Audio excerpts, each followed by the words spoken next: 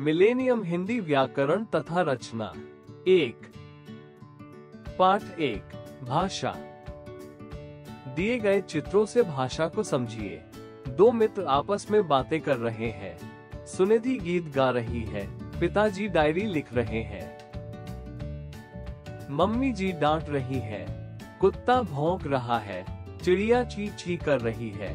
बच्चों, संसार का प्रत्येक प्राणी अपनी बात कहने के लिए किसी न किसी साधन का प्रयोग करता है। मनुष्य के अलावा पशु पक्षी अपनी बात समझाने के लिए अलग अलग ध्वनियां निकालते हैं, जैसे कोयल, कुहू कुहू, गाय, बा बा, शेर, गुर गुर, घोड़ा, हिन हिन। बच्चों, ध्यान रखिए कि मनुष्य ही एक ऐसा प्राणी है जो अपनी बात को भाषा के द्वारा बताता है और समझाता है।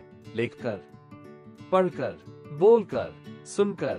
भारत की राष्ट्रभाषा हिंदी है। अधिक से अधिक लोग हिंदी में बोलते और लिखते हैं।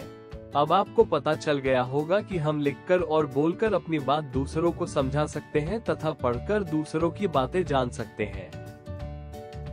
अतः हम कह सकते हैं, भाषा वो साधन है जिसके द्वारा हम अपनी बातों को दूसरों के सामने प्रकट करते हैं और दूसरों की बातों को समझ सकते हैं।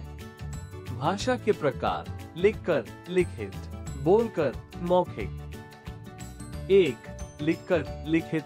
जब अपनी बात लिखकर बताई जाए तो उसे लिखित भाषा कहते हैं, जैसे अथर्व पत्र लिख रहा है। 2. बोलकर, मौखिक। जब अपनी बात पढ़कर या बोलकर बताई जाए तो उसे मौखिक भाषा कहते हैं, जैसे मनु पत्र पढ़ रहा है।